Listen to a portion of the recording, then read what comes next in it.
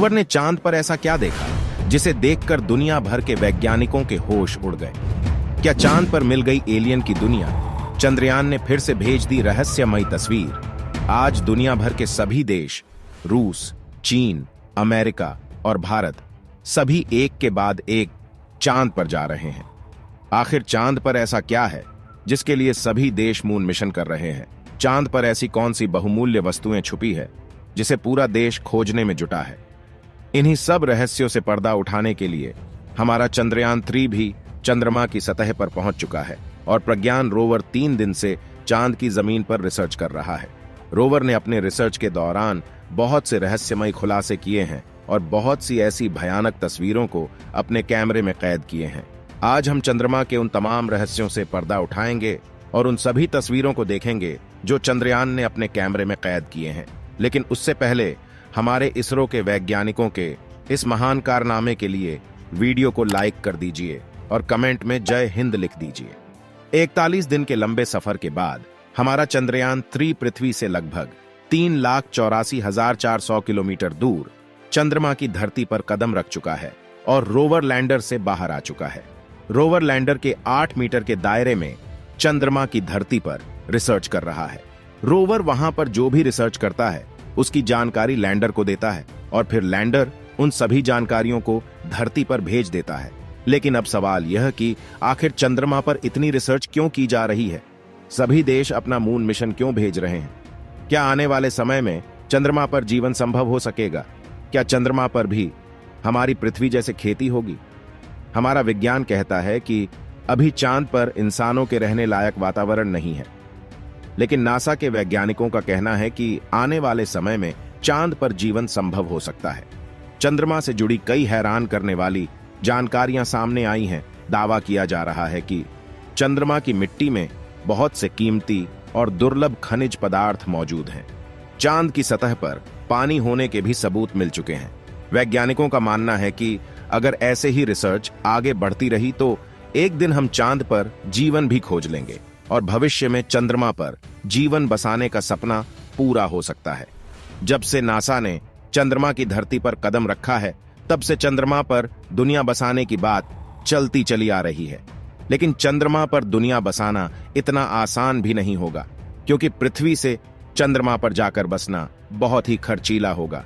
चांद पर सिर्फ 100 लोगों को शिफ्ट करने में लगभग 1,25,000 करोड़ रुपए का खर्च आएगा। इस हिसाब से चांद पर एक इंसान को बसाने के लिए लगभग 125 करोड़ रुपए खर्च हो जाएंगे, जो एक साधारण इंसान की पूरी जिंदगी की कमाई भी नहीं होती।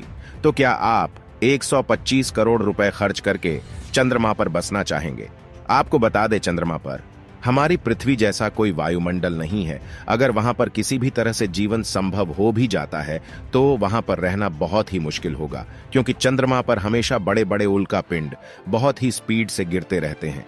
ये उल्कापिंड इतने बड़े और भारी होते हैं कि चंद्रमा पर बहुत ही विशाल गड्ढों का निर्माण कर देते हैं। अगर चंद्रमा पर भी पृथ्वी जैसा वायुमंडल होता तो चंद्रमा पर गिरने वाले उल्कापिंड चंद्रमा की सतह तक आने से पहले ही वायुमंडल में हवाओं के घर्षण से नष्ट हो जाते। चलिए अब जानते हैं कि हमारा प्रज्ञान रोवर कहां है और अभी तक किन किन खोजों को अंजाम दे चुका है। चंद्रयान 3 की सफलतापूर्वक लैंडिंग होने के बाद अब दुनिया की निगाहें प्रज्ञान रोवर पर टिकी है, क्योंकि अब रोवर ही चंद्रमा की रहस्यमयी दुनिया से पर्दा उठाएगा।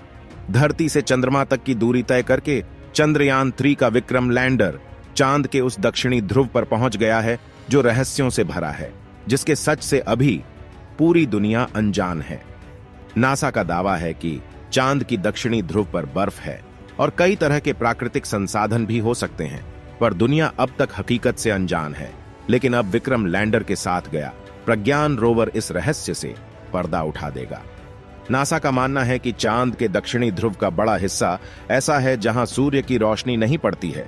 चांद के इस हिस्से में बड़े बड़े गड्ढे हैं, जिसे अंतरिक्ष विज्ञान की भाषा में क्रेटर कहा जाता है। ज्यादातर गड्ढे ऐसे हैं जिनमें अरबों सालों से सूर्य की रोशनी नहीं पड़ी है और उन गड्ढों में भयंकर अंधेरा रहता है।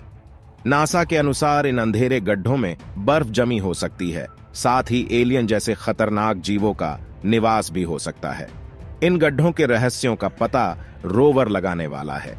इसरो द्वारा चांद पर भेजा गया रोवर APXS टेक्नोलॉजी से लैस है, यानी अल्फा पार्टिकल एक्स-रे स्पेक्ट्रोमीटर। यह चंद्रमा के मौलिक संरचना की जानकारी जुटाएगा। यह चांद की संरचना पर केमिकल और मिनरल का अध्ययन करेगा और रोवर में लगा LIBS मैग्नीशियम और एल्यूमिनियम जैसे रासायनिक पदार्थों का पता करेगा। रोवर के काम की शुरुआत लेजर बीम के साथ होगी। लेजर बीम की मदद से रोवर चंद्रमा की मिट्टी को पिघला देगा और इस प्रक्रिया में उस समय जो गैसें निकलेंगी, रोवर उन गैसों का अध्ययन करेगा। अभी तक चंद्रमा से जुड़ी कई हैरान कर देने वाली जानकारियां सामने आई हैं। दावा किया जा रहा है कि चंद्रमा की मिट्टी में कई तरह के खनिज पदार्थ मौजूद है, जिसमें सोना, चांदी, यूरेनियम और प्लैटिनम जैसे कीमती धातु हो सकती हैं। यही कारण है कि दुनिया के सभी देश चांद पर जाना चाहते हैं और चांद पर कीमती पदार्थों को खोजकर अपने देश को और ताकतवर बनाना चाहते हैं। दोस्तों, क्या आपको पता है कि चंद्रमा पर एक कब्र मिली है? और यह बात बिल्कुल सच है। लेकिन अब आपके मन में ये सवाल आ रहा होगा कि जब चंद्रमा पर कोई रहता नहीं है तो ये कब्र किसकी है और चंद्रमा पर क्यों बनाई गई है? चलिए जानते हैं। अमेरिका के महान वैज्ञानिक यूजीन मर्ले शूमेकर ये ऐसे एकलौते इंसान हैं जिसकी कब्र पृथ्वी से लाखों किलोमीटर दूर चांद पर बनाई गई है। ये दुनिया के सबसे महान वैज्ञानिक थे।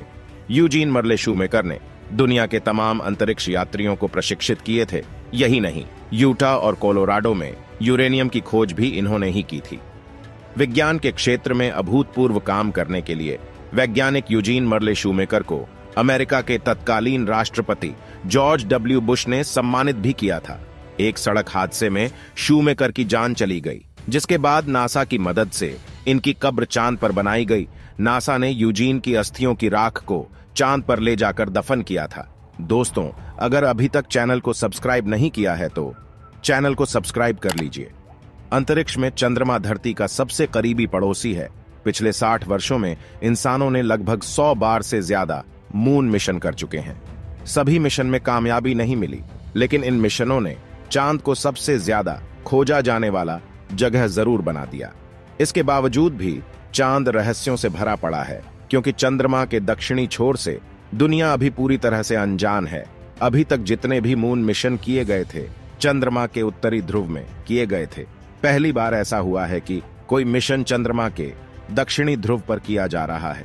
चंद्रमा पृथ्वी के चारों ओर चक्कर लगाता है, लेकिन हमें चंद्रमा का एक हिस्सा दिखाई देता है। चंद्रमा का जो हिस्सा धरती से नहीं दिखाई देता है, उसे डार्क साइड कहते हैं।